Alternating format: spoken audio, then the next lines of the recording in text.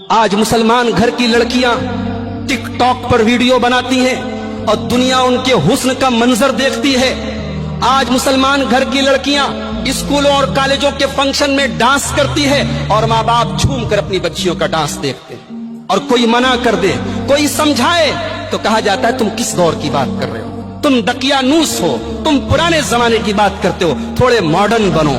میرے بھائیوں، جس گھر سے حیا چلی جائے، جس خاندان سے حیا چلی جائے، وہاں سے ایمان بھی چلا جاتا ہے۔ اللہ کے پیارے نبی نے فرمایا ان الحیاء والایمان قرنا جمیعا، حیا اور ایمان دونوں ساتھ ساتھ رہتے ہیں۔ فاذا رفع احدهما رفع الاخر، جہاں سے حیا نکلی وہاں سے ایمان بھی نکل گیا۔ آج ہمارے گھروں میں شادی بیاہ کے موقع پر کیا حالات ہوتے ہیں۔